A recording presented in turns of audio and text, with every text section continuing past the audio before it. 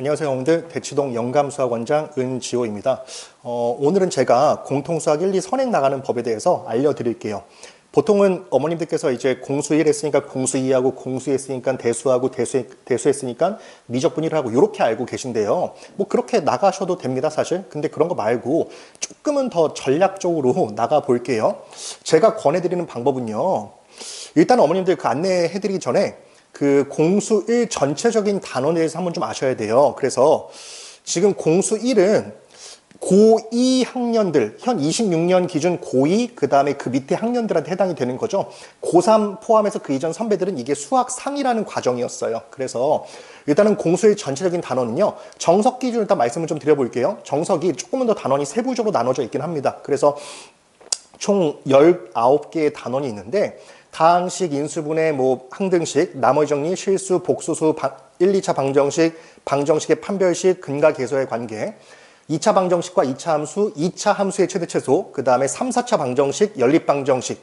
요게 12, 13은 그 센이나 일반적인 교재에서는 여러 가지 방정식으로 들어가고요.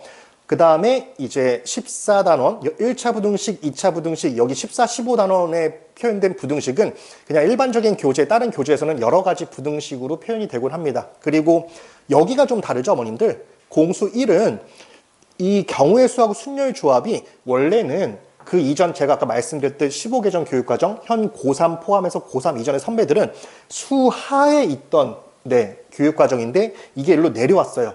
이게 여기로 내려옴으로 인해서 일단 약간의 변화는 내용이 조금 더 쉬워졌습니다. 왜냐하면 이게 원래 수하 뒷부분에 있어서 이 순열 조합 문제는 뭐 집합 연계 문제라든지 함수 연계 문제가 무조건 나왔었는데 이 순열 조합이 집합과 함수가 연계되면 진짜 어렵게 출제가 할 수 있어요. 근데 여기로 내려오면서 일단은 살짝 쉬워졌습니다. 그리고 행렬이 다시 들어왔죠.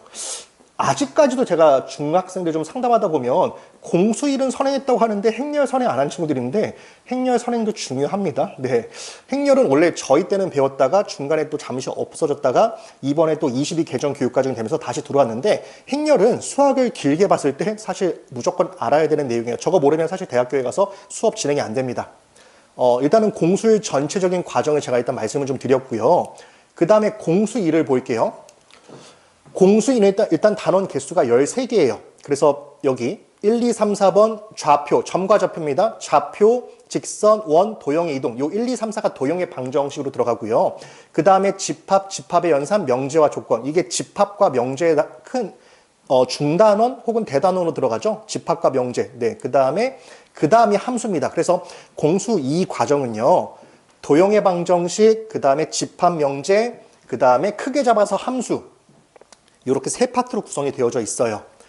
그러면 제가 권해드리는 그 선행 방법은요. 요렇게 한번 권해드릴게요. 네. 요렇게 권해드릴게요. 뭐가 좀 다른지 아시겠나요? 여기에 제가 순열 조합을 뺐습니다. 네. 순열 조합을 빼고 부등식까지는 쭉 나가세요. 근데 여기에 공수 2에서의 도형의 방정식을 붙이세요.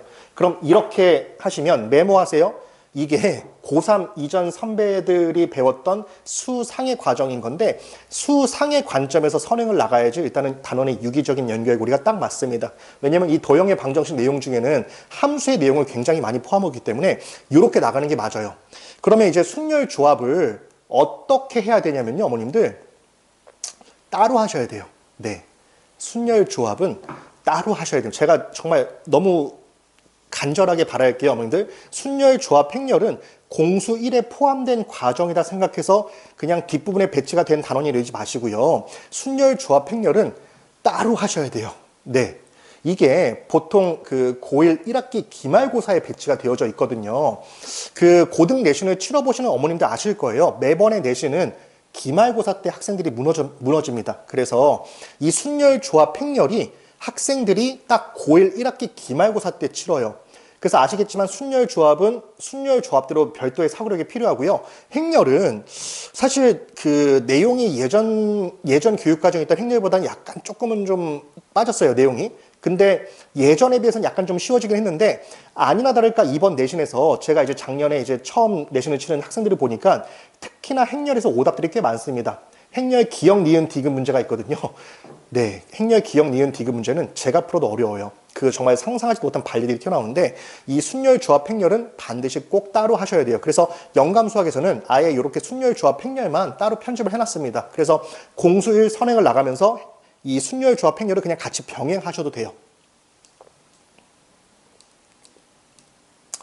네, 그래서 말씀드리는 거는 1학기 기말고사가요, 어머님들 여러 가지 방정식, 여러 가지 부등식, 순열 조합 행렬 여기거든요. 이게 안전이 결이 다는 단원들이죠. 네, 학생들이 여러 가지 방정식 진짜 어려워합니다. 여러 가지 부등식은 더 어려워합니다. 순열 조합 행렬에서 아예 카운터 펀치를 맞습니다. 그래서 그 1학기 기말고사 진짜 조심하셔야 돼요. 그래서 요렇게 좀 짧게 좀 안내를 좀 드리고 싶었어요. 네, 어떻게 나가야 된다고요? 요렇게 나가야 된다고요. 일단은 공통수학 1은 요렇게 예전에 수상의 관점에서 부등식까지 진도 나가면 순열 조합 대신에 차라리 도형의 방정식을 진도 나가고요. 순열 조합 행렬은 그냥 따로 빼세요. 따로 나가세요. 그러면 공수 2에서는 안 남죠? 몇 개가? 아까 말씀드렸듯 집합 명제 단위 남고 함수 단위 남습니다. 그러면은 집합 명제를 나가건 함수를 나가건 네. 요만큼밖에 안 남아요. 그래서 요렇게 조금 선행을 권해드리는 게 일단은 순리에 맞습니다. 그리고 요 얘기까지 좀 전달해 드리면요. 공수 2까지 선행했으면요. 대수로 나가셔도 되는데 공수 2까지 그 공수 2에서 함수 파트까지가 조금 되어져 있으면 바로 미적분 1 과정 하셔도 돼요. 대수 과정에 있는 내용들이 주로 이제 지수로그 함수, 삼각함수, 수열 요 세 파트인데 그 단원의 유기적인 연결고리도 없고요.